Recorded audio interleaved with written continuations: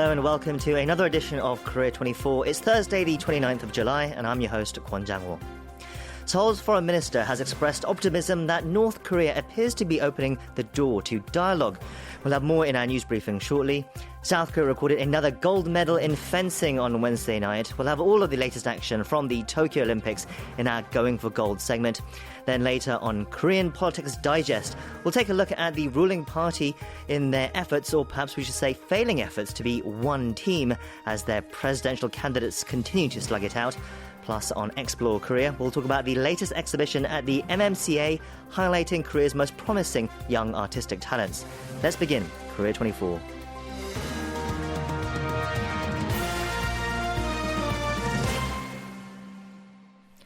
South Korea has suggested that North Korea's recent moves indicate that the isolationist regime is preparing to open the door to dialogue.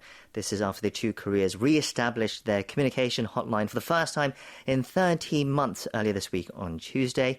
South Korea is said to also be hoping to set up an inter-Korean virtual conference link to shore up their communication channels as North Korea maintains its border lockdown amid the ongoing global pandemic. Here to give us the latest on Seoul's efforts to re-engage with the North, as well as our other headlines of the day, we have with us in the studio KBS World Radio News Editor Gu Hee-jin. Hello, Hee-jin. Hello, Chang. So the South Korean foreign minister expressed his optimism at an international conference, adding that Seoul will make every effort to ensure that this leads to further progress on inter-Korean as well as US and North Korean relations. Indeed. South Korea's Foreign Minister Chung Eui-yong made the remarks at an international conference arranged by the Korean National Diplomatic Academy late on Wednesday, adding that opening inter-Korean comlinks the day prior shows the commitment of the two leaders to restore trust and improve ties.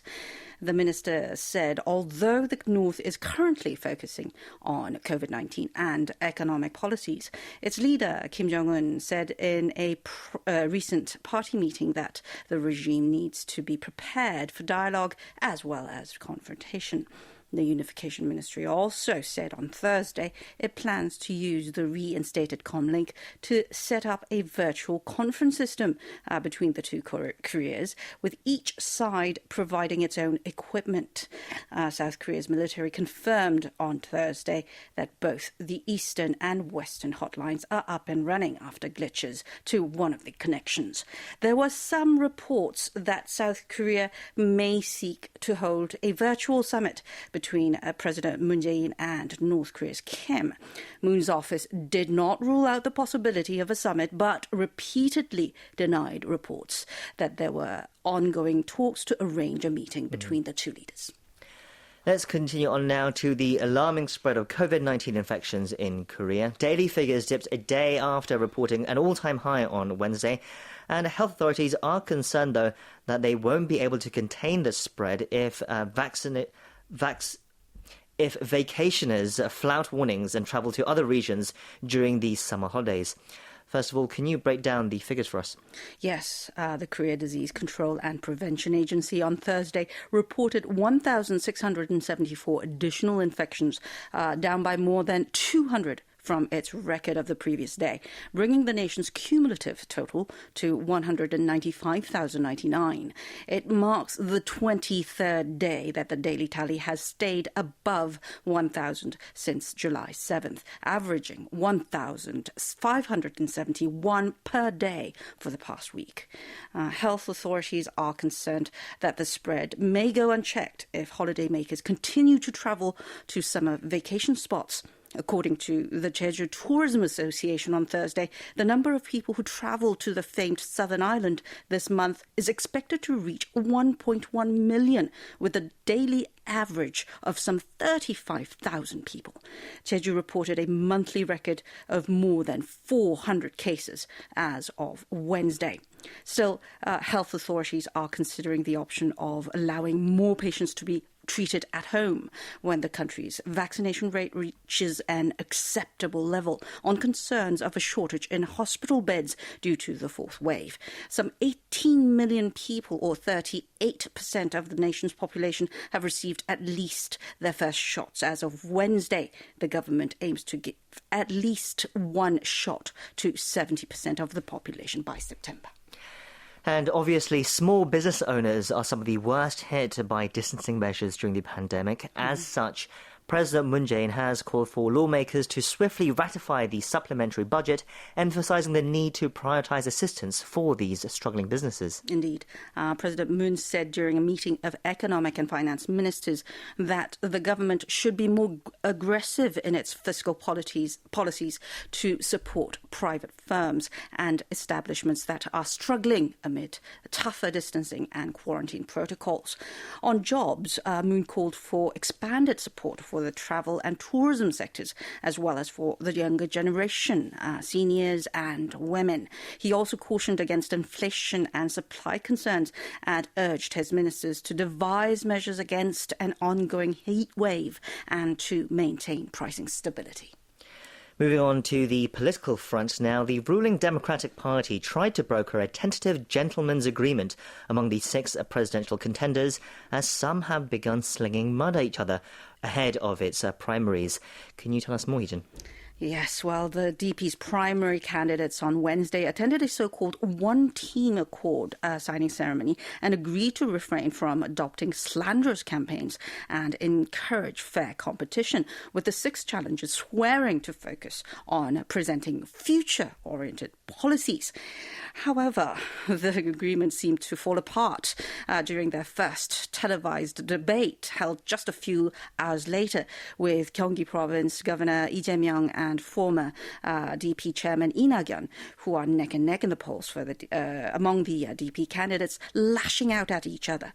Recent opinion polls show Lee Na-kyun catching up to presidential frontrunners Governor Lee and former top prosecutor Yoon Sung-yeol, who is a potential candidate for the opposition. Yes, we'll be discussing more on these efforts to be one team among the ruling Democratic Party, as well as the wider presidential race situation in our Korean Politics Digest segment that's coming up after this news briefing, and then Going for Gold as well. Now, finally, we did report on Wednesday that the nation's population in regards to its own citizens fell in May for the 19th month. However, the government said the nation's overall population, including non-Korean residents, inched up by 0.1% in 2020. Can you tell us more?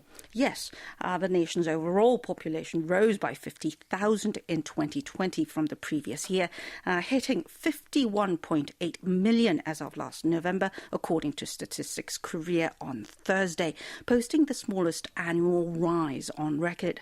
This was only possible with an increase in the number of non-Korean residents who accounted for 1.7 million in 2020. During the pandemic, fewer foreigners came into the country, though many South Koreans living overseas returned home. This resulted in an overall rise in total population, though it's, as we said, the smallest increase to date. By region, the population in the Greater Seoul metro area rose 0.6% to 26 million, accounting for more than half of the total. The number of senior citizens 65 and older came to 8.2 million last year, making up 16.4% of the population. That's all for our news briefing. Thank you for those updates. Thank you.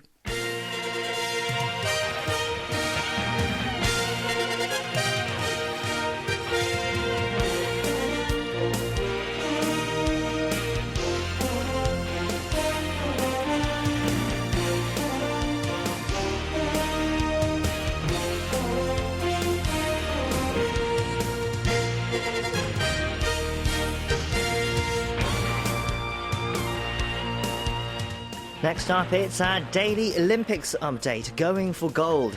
Here we bring you all of the latest medals and updates from Team Korea at the Tokyo 2020 Summer Olympics.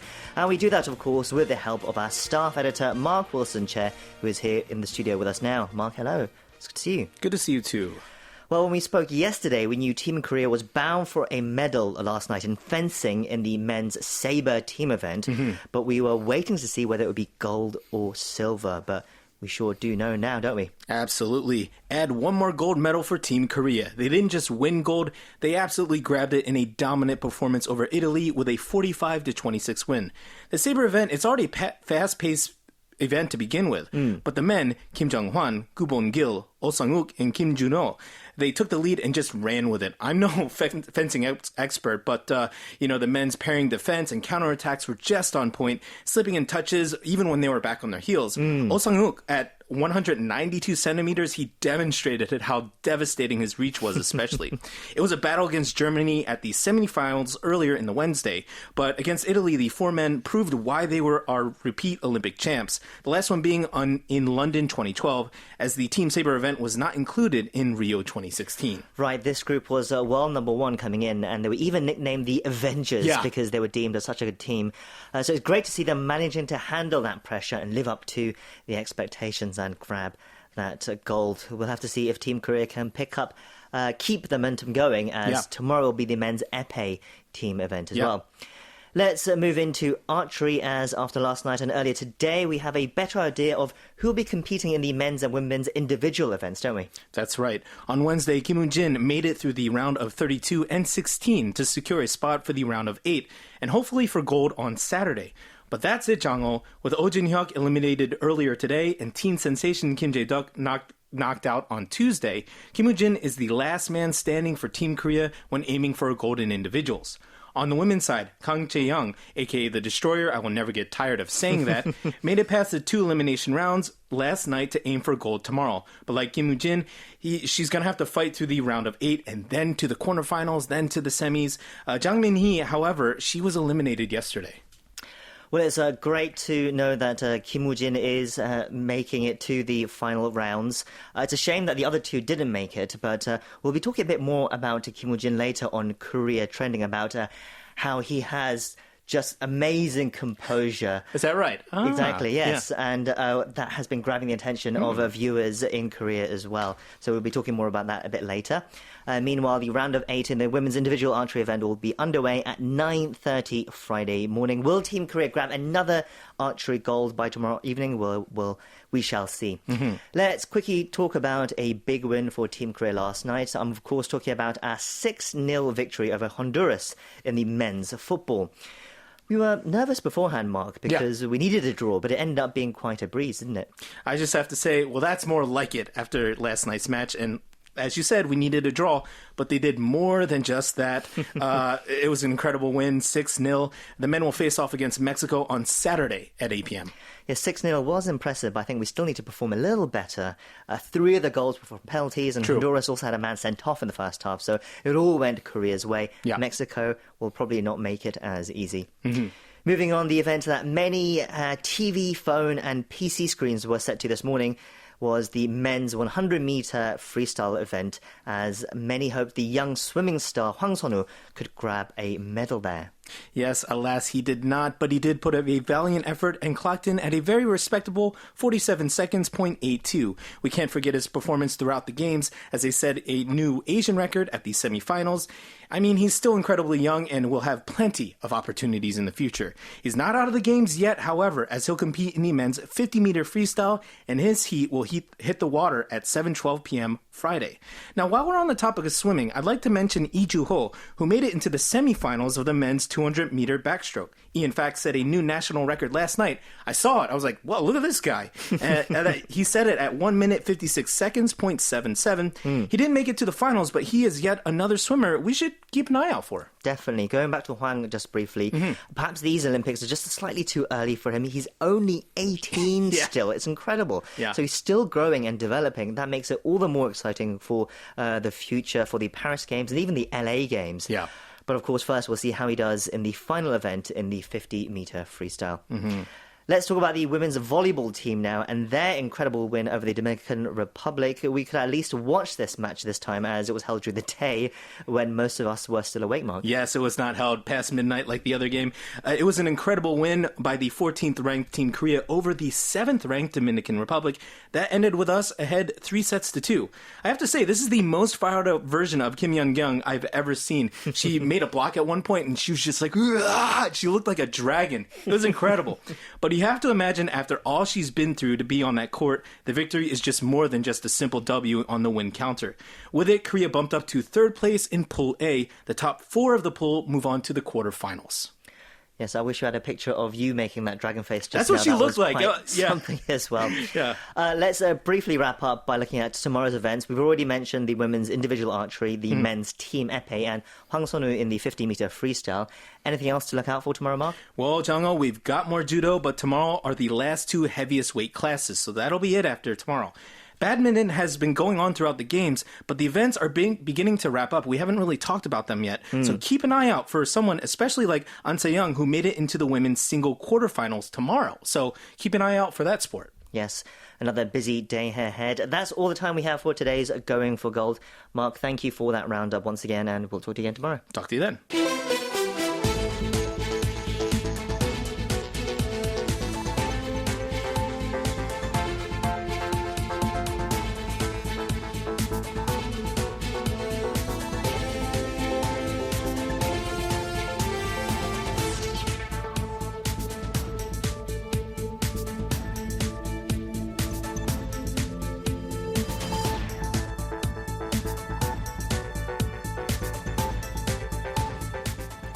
It's time now for our weekly segment, Korean Politics Digest, where we delve into some of the major political issues in Korea with the help of 2 experts. This week, we discuss Wednesday's TV debate among presidential aspirants of the ruling Democratic Party. In addition, we talk about the leading opposition presidential contender Yoon Suk-yeol and when he might join the main opposition People Power Party. To help us discuss this, we have joining us on the line affiliate Professor Kim Byung-ju from the Hankuk University of Foreign Studies. Professor Kim, hello, it's good to speak to you again. Good to join here. Thank you. And also standing by on the line, we have law professor Jo Hee-kyung from Hongik University as well. Professor Jo, it's good to have you as well. Thanks for having me. Let's start with that TV debate between the ruling Democratic Party presidential candidates. There are 6 names in the hat. 2-term lawmaker Park Yong-jin, former Prime Minister Chung Se-kyun, former Prime Minister Lee Na-kyun, former Justice Minister Chu Mi-ae, former South Gyeongsang Province Governor Kim Do-kwan, and current Gyeonggi Governor Lee Jae-myung. Now, their debate was held on local cable channels Yonhap News TV and MBN. Now, during the 2-hour debate, the presidential hopefuls discussed a wide range of topics, including the coronavirus pandemic, pardons for former Presidents Lee Myung-bak and Park Geun-hye, universal basic income, and more. Now, professors, the battle between the candidates have been fierce and contentious at times, so much so that early in the day, the party held an event to promote this so-called one-team ideal, essentially saying that they're all on the same team. But it often hasn't felt like that, and it was somewhat evident again in the TV debate. We won't go into the play-by-play of everything that happened, but what did you make of the debate? Let me start with you, Professor Kim. Well, I saw many commentaries making similar points. Like they declare the one team, but they turn around and they fought against one another. The thing is, if they had carried out a debate that really looked like a one team, it would have been really boring, and people have turned around from the debate. So that I knew that they had to do this. They had to debate and argue against one another, and then make the whole process even more fun. So I don't think there was any other choice.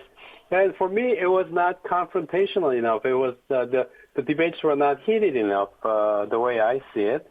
And there were several points where the interesting issues were brought up. But overall, I probably was expecting, I don't know whether I can say this, but a more entertaining time than what we saw for 2 hours. But it was informative. I learned a lot from there. Professor Jo, Professor Kim said perhaps it wasn't entertaining enough or confrontational enough at least. Is this sort of political mudslinging, does it have to be part of the politics?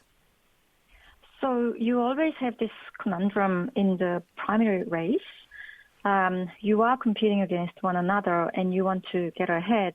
So you are trying to outshine the other candidates, and that could be, through your own positive forces, or it could also be through attacking other parties' weak points. But the problem is, how to engage in this competition, but at the same time not injure the candidates too much, so that the survivor, the one who ends up winning the primary race, is not damaged too much, so that they actually can compete effectively against the real opponent in the actual race. And so that's really the fine line that they have to tread. And this one team agreement was a kind of strategy to try to dampen too much of negative kind of campaign that was seemingly being conducted, especially between the two leading candidates, Lee Jae-myung and Lee Na-kyun. But obviously, it is a competition. We see the Olympics going on right now, and in contact sport, you see both sides taking hits, and politics is as much contact sport as anything else. And so this is what we are seeing. And I tend to agree to some extent with Professor Kim in the sense that this very first debate among the 6 remaining candidates, it was actually quite civilized. Nobody was really interrupting and speaking over one another, and although they were sort of making digs and some snide comments also, on the whole it was par for the course, I thought. Professor Kim, how damaging do you think that this sort of current negative campaign between the candidates could be for the longer run, for the actual presidential race when they go up against the main opposition?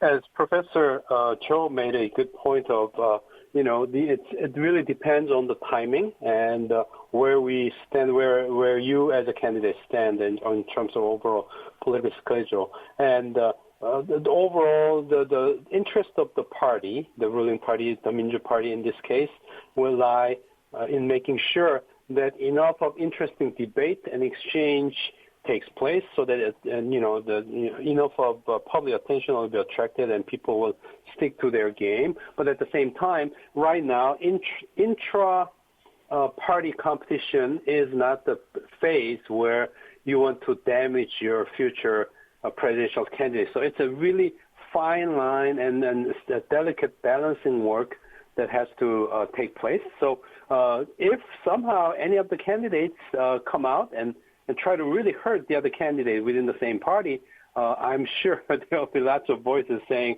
no, this is not the right timing. When we go inter-party competition, actually, when we compete against the PPP later on, after parties select their candidate, that's the time you go all the way, going for fatal shots. So such a reminder will be aired again and again. So that's why, obviously, it was no surprise that yesterday, they were having interesting exchange, but nothing really exciting or controversial. Even the content of the debate itself, actually, given that this was the first of the primary debates, I understand that, they were covering a broad canvas, addressing lots of different issues. But my understanding is that there's going to be some 20 such debates from now until the selection time. So what I would really like to see as a voter is actually, maybe each debate can focus on one single topic, and they can really delve into, the particular issue.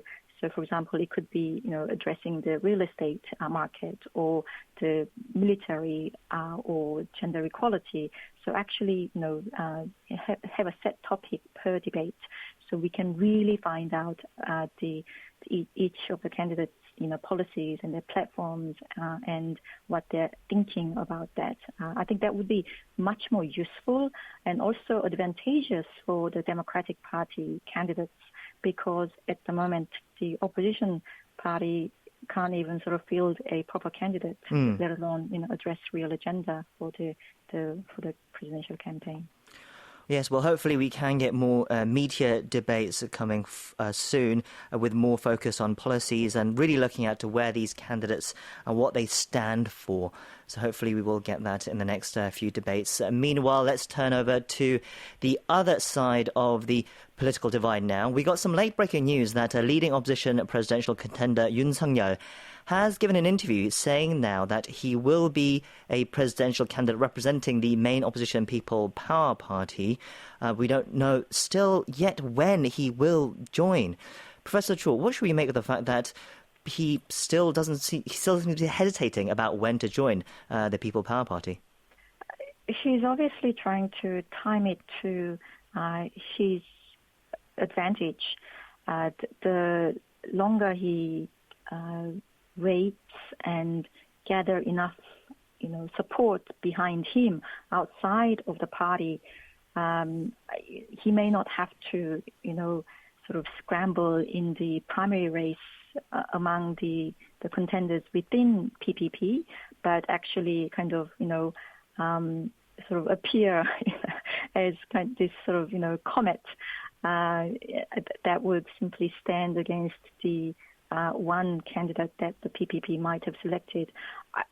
I think he's trying to kind of broaden his support base outside of the party so that he has much more negotiating power when he's actually dealing with the PPP on the terms of his joining the party. So although he's announced that, yes, he will join PPP, I don't really see the situation as having changed much because he hasn't actually said when he's going to be joining. We all knew that he would be joining PPP at some point. I mean, he wasn't going to go and join the Democratic Party or the Justice Party or any of the other parties. And, it would be very, very difficult for him to set up his own party. So, this was obviously expected. And the big question was, when was he going to be doing that? And he still hasn't given an answer. So I don't think the situation has really changed. I'd like to take a different take on this. I think for the past several days or week or two, things have been changing, and that's why we're hearing these words from Yoon Suk-yeol's associates, and then today, Yoon Suk-yeol himself. The way I see it, I mean, until perhaps today, we have new numbers today on the polls, but recent days, we saw Yoon Suk-yeol getting behind Lee Jae-myung, for instance, and in that particular situation, Yoon Suk-yeol camp might have felt that they don't have much time. Actually, the original strategy was what Professor Cho was talking about, trying to maximize their political base as much as they can, outside the party. That was their original plan, but they were getting indications that it was not working out. Yoon Suk-yeol has made some blunders in his comments, and his numbers were dropping. So overall, what they were thinking was the only way out of this is kind of expediting the schedule and join PPP in the earliest possible day. And then Lee Jun-suk was issuing the head of the party PPP. He was issuing this same statement from the beginning in a very consistent manner. August is the final deadline, and if you don't miss it, there's no deal. And he has been quite consistent about it. So with the falling numbers in the polls and Lee Jun-suk's firm, stance there, which reflected probably the mainline party members, party leadership, and all together, Yoon Suk-yeol may have felt squeezed. That's probably why yesterday, for instance, his associates were saying he will join in August. And now he wants to keep offer a little bit balance to that, because that yesterday's information sort of shows a little bit of indication of not desperation, but a little bit of a tightening of their room. So probably Yoon Suk-yeol said, yes, I will join soon, but can't tell you the date. But we know it has to be before the end of August, for sure. So things have been changing because of this recent poll numbers until today, I would say. Right. Well, isn't that why we are isn't that an indication that we're actually seeing a little bit of a gap between what Yoon Suk-yeol really wants to do and what his so-called associates mostly a lot of PPP supporters who've kind of been seconded to his camp. That's sort of increased in size significantly in the recent days. So I think Yoon Suk-yeol himself personally would like to stay out as long as possible because he probably thinks that he can, bring up his ratings once again, back to, what the numbers were before. Whereas I think people around him are actually getting more nervous and, they really want to minimize risk and make sure that his foot is kept out of his mouth.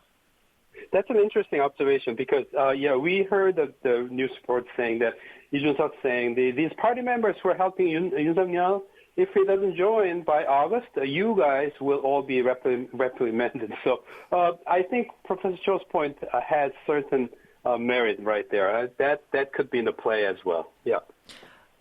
Professor Kim, you mentioned how Yoon Suk-yeol's poll numbers were falling, but they seem to be on the upswing again. Latest polls suggest that he is leading against the leading Democratic Party candidates in a two-way race.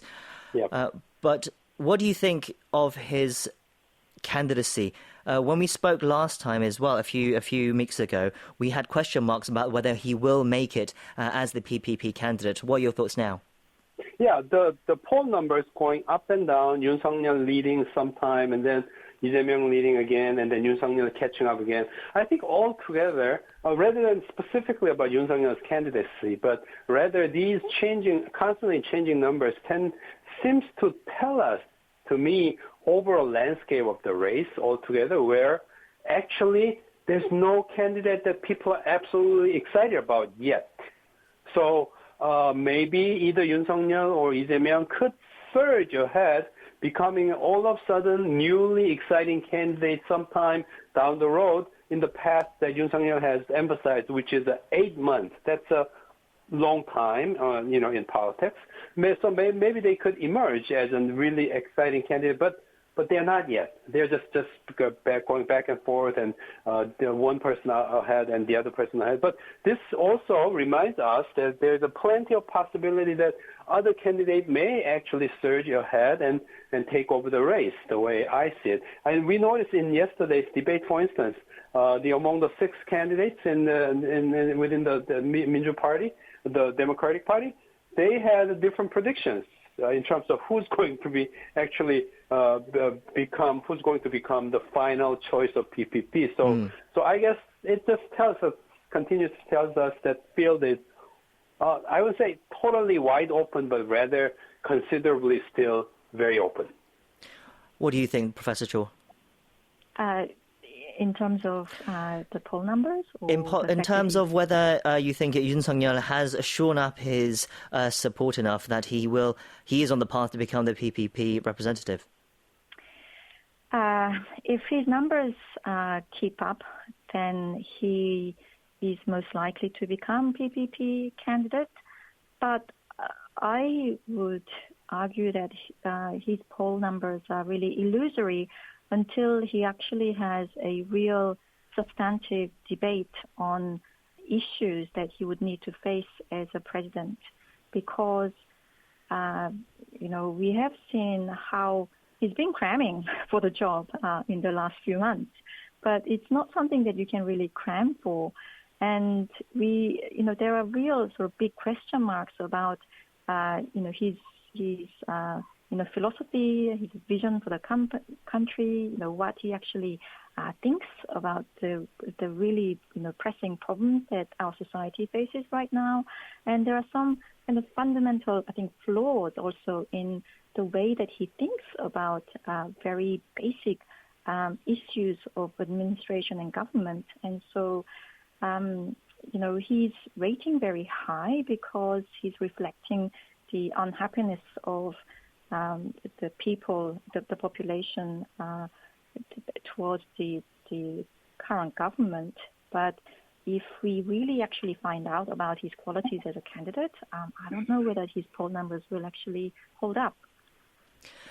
Well, we'll leave it there for this week's Korean Politics Digest. We've been speaking to Affiliate Professor Kim Pyeong-ju from the Hankuk University of Foreign Studies and Law Professor Cho Hee-kyung from Hongik University. Thank you both for your time today. Thank you very much.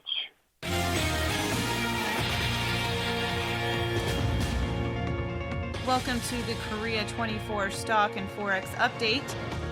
The benchmark Korea Composite Stock Price Index rose 5.79 points or 0.18% on Thursday, closing the day at 3,242.65.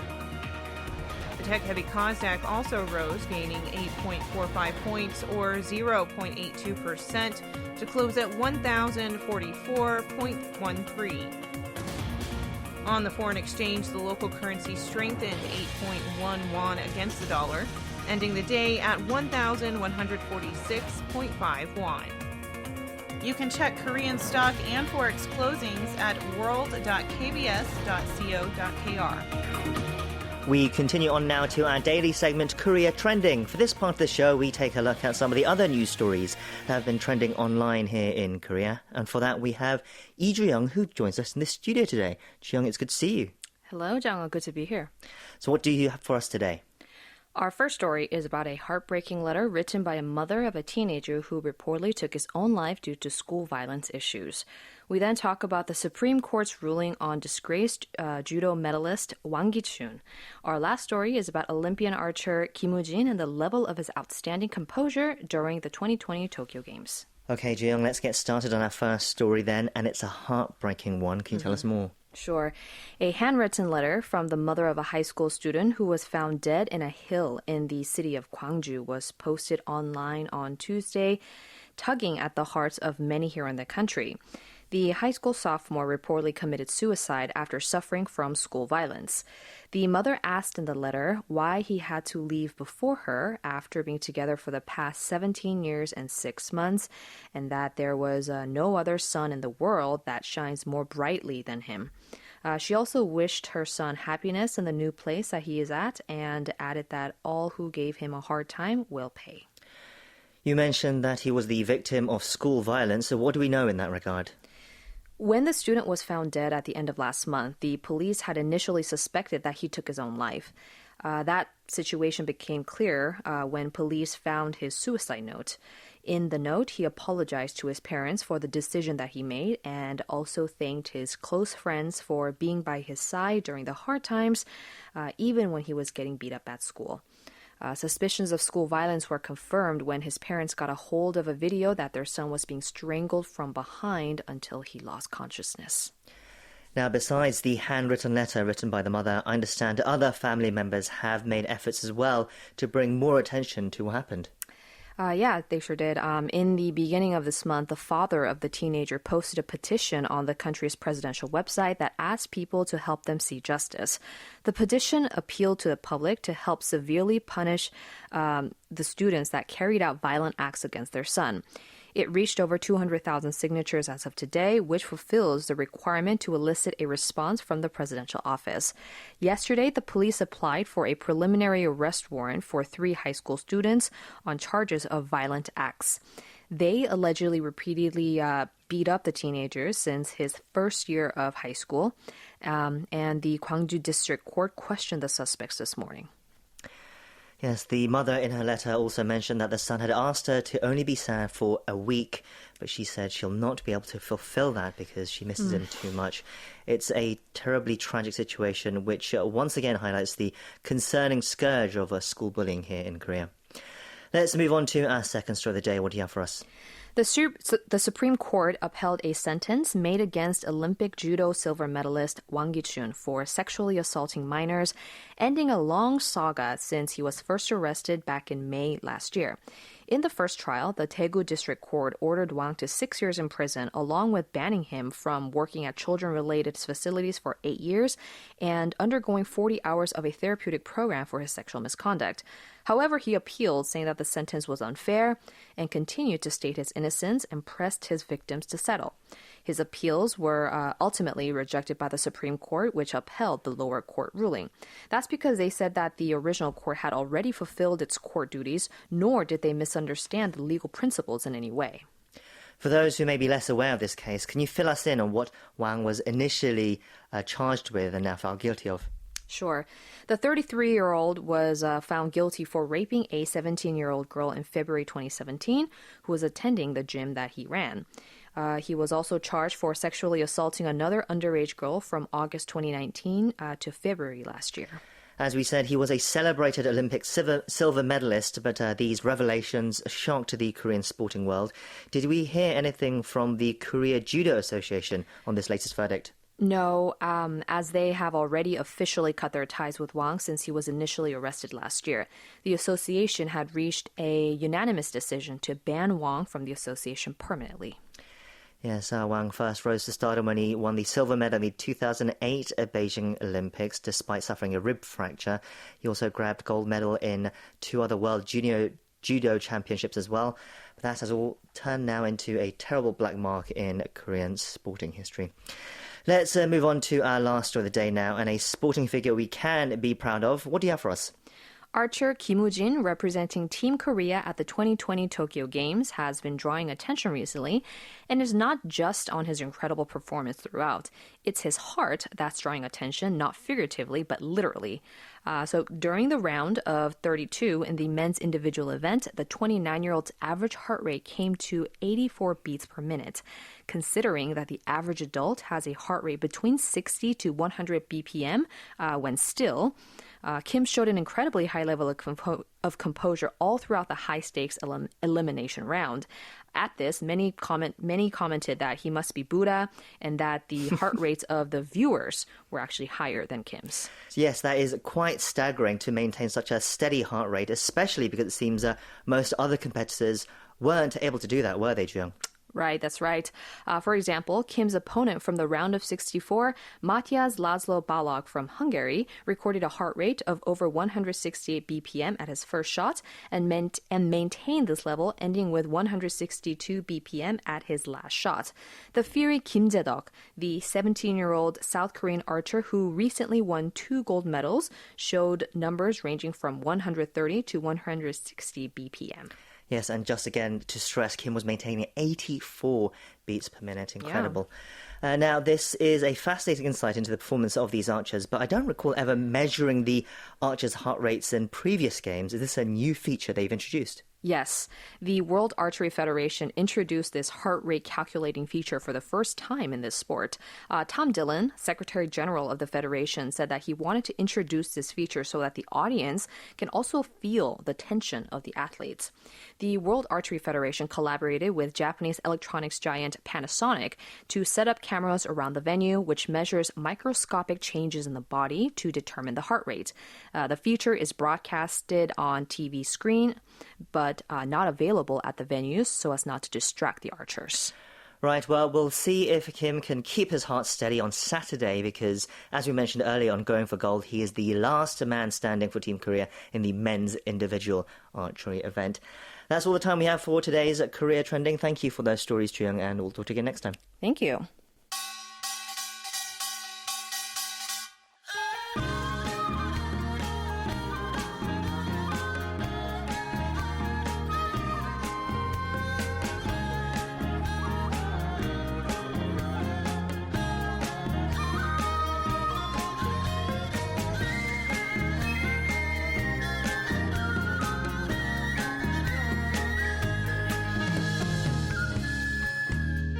We continue on now to our weekly segment, Explore Korea. Here we look to discover more about cultural, historical and travel highlights that Korea has to offer. And joining me on the line this week is our arts critic, Andy St. Louis from Seoul Art Friend, an online platform dedicated to all things Korean contemporary art. Andy, it's great to speak to you again. Likewise, great to be here. So what do you have in store for us this week, Andy? Right, well, today we're going to check out a showcase of young Korean artists at the National Museum of Modern and Contemporary Art, also known as MMCA. It's being held at the museum's Gwacheon branch, which is located just outside Seoul city limits, where 15 artists are presenting some 140 works of sculpture, painting, photography, ceramics, video, and installation art. Yes, I understand this is the latest in a recurring series of exhibitions that has looked to spotlight some of the country's most promising up-and-coming artistic talents over the years. Exactly. This year actually marks the 40th anniversary of MMCA's inaugural Young Artists exhibition, which was first launched all the way back in 1981. And since then, renowned artists such as Lee Boo, Seo Do-ho, Moon Kyung-won, and Lee Hyung-gu have all been featured in this important exhibition series.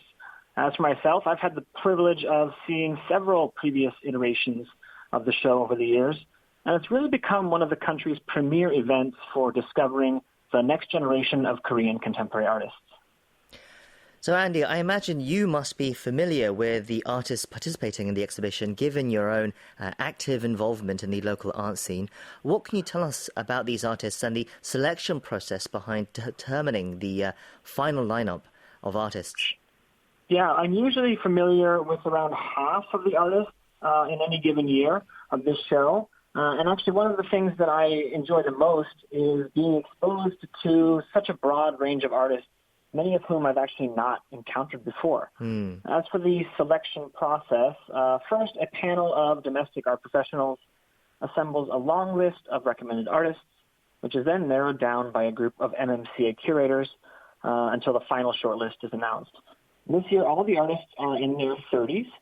Most of them are based in Korea, although there are a few who live and work overseas in places like Japan, Germany, and the United States. Okay, so let's hear about some of the works on view. Is there any sort of unifying theme that ties the whole exhibition together? No, there's no official theme, but there are several conceptual threads that run throughout the exhibition and sort of forge links between various artists.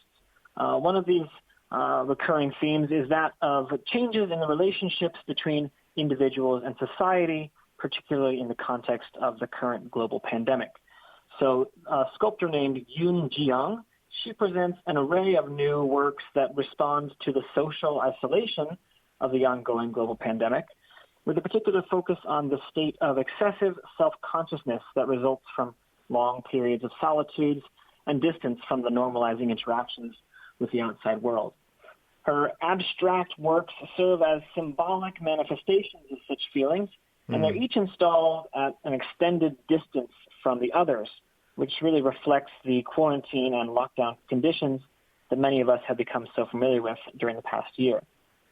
Then interpersonal connection and separation is a theme that's also shared by an artist named Han Johan, who is an installation and performance artist who explores tactile sensation and the role of the skin as a mediator for human encounters with our surroundings.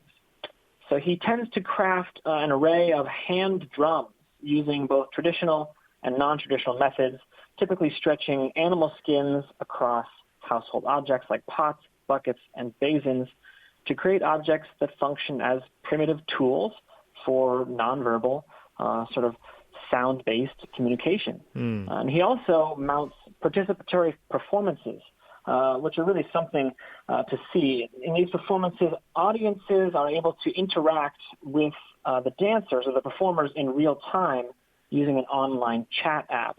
And then the movements of the dancers are sort of transferred from person to person, relay style, all of which takes place without the dancers ever taking their eyes off their respective smartphone screens.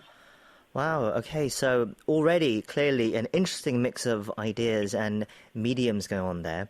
So what are some of the other themes that run through this exhibition?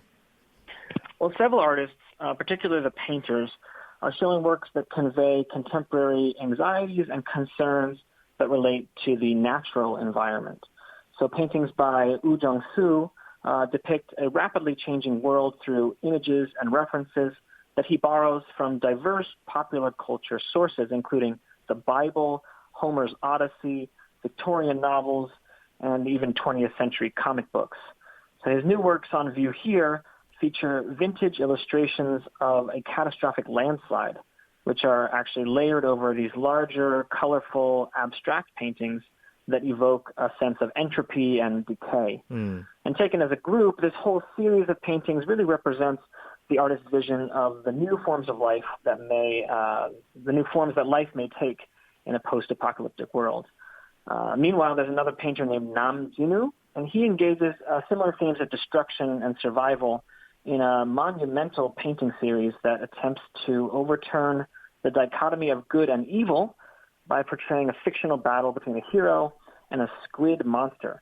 And surprisingly, the monster appears peaceful and docile and seems to exist in harmony with the idyllic surrounding landscape, sort of proposing a revisionist reimagining of narrative archetypes that dominate contemporary discourse. And this playful rejection of cultural norms also seems to offer some hope for reconciliation between humans and the landscape, as well as perhaps a restoration of some of the damage that we've done to the planet's environment. Okay, so you've introduced us to 4 artists and their works on view at this show. We don't have time to go through all 15 artists, of course, but are there any other artists or works that particularly caught your eye, Andy? Yeah, so I really love the presentation by one of my favorite young painters named Hae-yoon Bae, and she makes these vibrant, colorful abstractions that explore the essence of painting itself, really, as a medium. And her works encourage viewers to reconsider their standards of visual cognition in an era of digital media saturation and narrative-driven imagery. Her paintings are deceptively simple while sort of eschewing any overt symbolism, which allows for open-ended interpretations of their intertwined forms and fields of color. Her works simultaneously acknowledge the audience's subjectivity while challenging the implicit biases that influence the act of looking itself, therefore inviting viewers to recalibrate the way they perceive art as both a physical object as well as a representational image. And then one more really notable artist participating in the show is named Shin Jung-kyun. He creates video installations that undermine dominant narrative structures by revealing hidden histories and suppressed memories associated with specific sites and locations, many of which would otherwise go unnoticed by ordinary citizens. So his new works here focus on a decommissioned water intake plant located in Western Seoul, incorporating anecdotes and impressions of the building from local residents, city officials, water treatment engineers, and various other individuals who are indirectly connected with the site. And alongside this rather documentary-style video work is a larger 3-channel video installation that depicts an acrobat carrying out an impromptu performance amid this sort of dark and dank industrial interior of that water intake facility. Altogether, these video works really affirm the primacy of physical experience as well as the mutability of memory in the context of a rapidly changing urban environment. Wow, so it really sounds like a fascinating and exciting mix of some of South Korea's young stars in the contemporary art scene. The Young Korean Artists 2021 exhibition is being held at the MMCA Gwacheon and it's on display until September 22nd. For some pictures and videos from the exhibition, listeners can check out our Instagram page, KBS_Korea24. Andy, thank you for introducing us to another fascinating exhibition. We appreciate you making the time for us and we'll talk to you again next time. Great, my pleasure.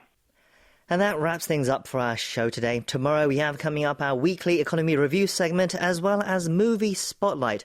Plus, of course, we have all of the latest headlines and updates, including results from the Tokyo Olympics and our Going for Gold segment.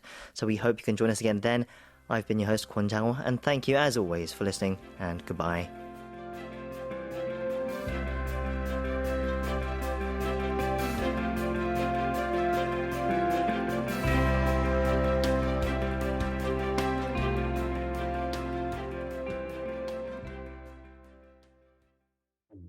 Thank you.